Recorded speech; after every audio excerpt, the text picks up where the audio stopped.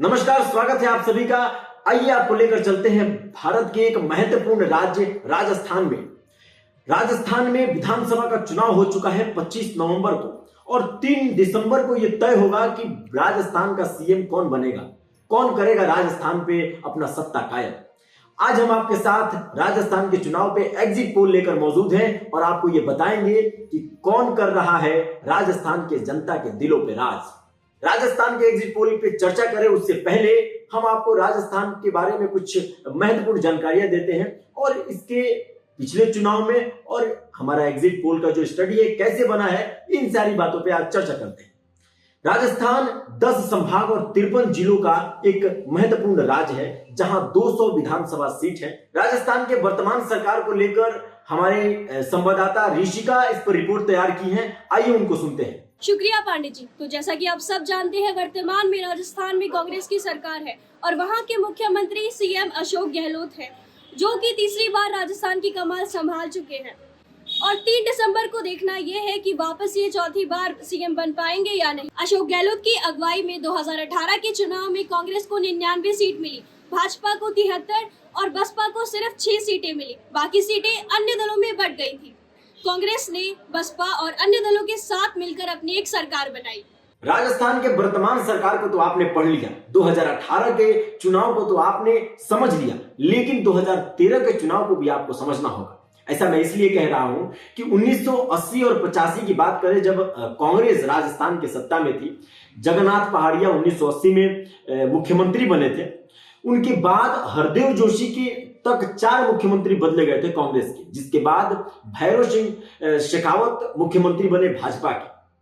उसके बाद तो ये नियम सा हो गया कि पहले तुम फिर मैं, पहले तुम फिर मैं, मतलब भाजपा फिर कांग्रेस, भाजपा फिर कांग्रेस, और ऐसे राजस्थान पे सत्ता चल रही है 1990 से।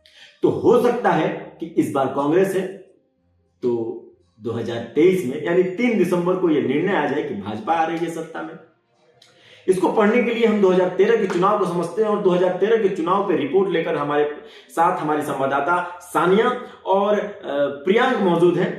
तो सानिया और प्रियांक, 2018 विधानसभा चुनाव के पहले 2013 विधानसभा चुनाव की बात करें तो बीजेपी ने विराट जीत हासिल की थी। 199 में से 163 सीट बीजेपी ने जीती थी और कांग्रेस को मात्र 21 सीट मिली थी। वसुंधरा राजे सिंधिया की अगुवाई में बीजेपी ने सरकार बनाई थी। इस बार भी वसुंधरा बीजेपी की तरफ से सीएम पद के लिए दावेदार हैं। लेकिन ये देखा गया है कि राजस्थान में 1990 से हर विधानसभा चुनाव में सत्ता परिवर्तन होती रही है।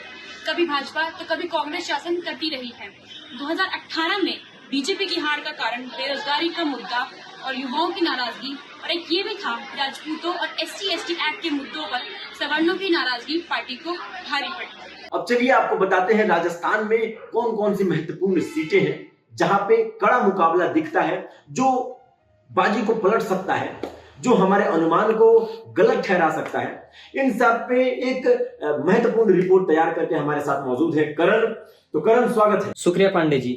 हम बात कर रहे हैं राजस्थान विधानसभा चुनाव की। सबसे पहले आपको बताते चले, राजस्थान 10 संभागों का राज्य है और यहाँ 200 विधानसभा सीटें हैं, जिसमें से 199 विधानसभा सीटों पे वोटिंग हो चुकी है और वो विधानसभा सीट जिस पे इस बार वोटिंग नहीं हुई है वो है करणपुर श्रीगंगानगर विधानसभा सीट। आगे बढ़ने से पहले हम बात करेंगे उन विधानसभा सीटों के बारे में जो इस बार के चुनाव में अपनी महत्वपूर्ण भूमिका निभा सकते हैं। सरदारपुरा, टोंक, झालरपाटन, झोटवाड़ा, झुंझुनू, चेरू, ये वही विधानसभा सीटें हैं जिसपे से पार्टी के दिग्गज नेता खड़े हैं, इसीलिए ये विधानसभा सीटें चुनाव में महत्वपूर्ण हो जाती है। आगे बढ़ते हैं और बात करते हैं उदयपुर विधानसभा क्षेत्र की। उदयपुर विधानसभा क्षेत्र महत्वपूर्ण इसलिए हो जाता है क्योंकि बीजेपी इस सीट को 2003 से जीतती आ रही है और इस बार बीजेपी ने चुनावी मैदान में उतारा है ताराचंद जैन को, और उनका सामना करने के लिए कांग्रेस ने इस बार मैदान में उतारा है अपने राष्ट्रीय प्रवक्ता और नेता गौरव वल्लभ को।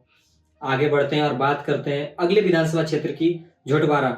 झोटवाड़ा विधानसभा क्षेत्र महत्वपूर्ण इसलिए है क्योंकि यहाँ से मैदान में है बीजेपी के पूर्व केंद्रीय मंत्री राजवर्धन राठौर और उनका सामना करेंगे कांग्रेस के लीडर अभिषेक चौधरी।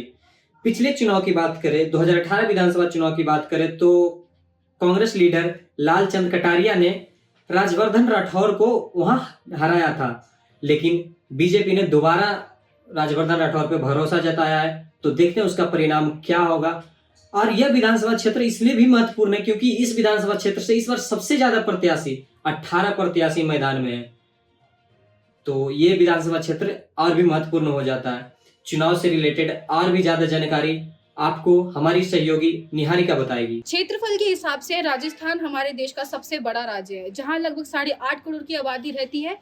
यहाँ के वोटर्स के बारे में बात करें तो करीबन 5.5 करोड़ है, जो इस बार के चुनाव में 1875 को कैंडिडेट को अपना वोट देंगे।